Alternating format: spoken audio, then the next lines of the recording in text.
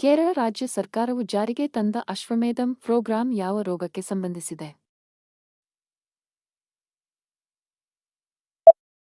ಕುಷ್ಠರೋಗ. Orbit of memories ಎಂಬುದು ಯಾರ ಜೀವನ ಚರಿತ್ರೆಯಾಗಿದೆ?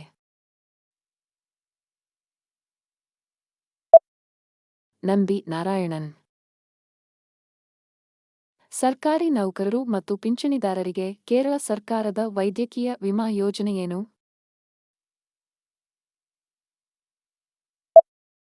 ಮೆಡಿಸೇಪ್. 2019ರಲ್ಲಿ ಮಹಿಳೆಯರ ಫ್ರೆಂಚ್ ಓಪನ್ ಚಾಂಪಿಯನ್ಶಿಪ್ ಯಾರು ಗೆದ್ದರು?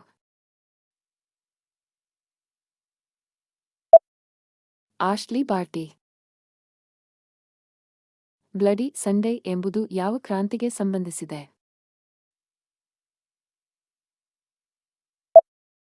1905ರ ರಷ್ಯನ್ ಕ್ರಾಂತಿ. ಓಗೋನ್ ಸವಕಳಿಗೆ ಸಂಬಂಧಿಸಿದ ಒಪ್ಪಂದ ಯಾವುದು?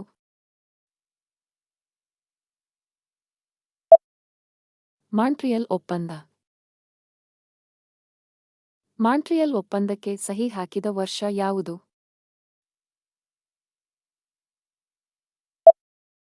1987. ಭಾರತದಲ್ಲಿ ಜನಗಣತಿಯನ್ನು ಎಷ್ಟು ವರ್ಷಗಳಿಗೊಮ್ಮೆ ನಡೆಸಲಾಗುತ್ತದೆ?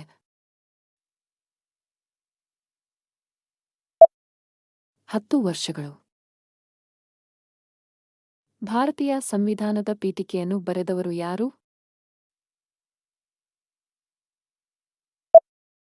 ಪಂಡಿತ್ ಜವಾಹರಲಾಲ್ ನೆಹರು. ಎಲಿಯು ರೇಟಿಂಗ್ ಯಾವ ಕ್ರೀಡೆಗೆ ಸಂಬಂಧಿಸಿದೆ?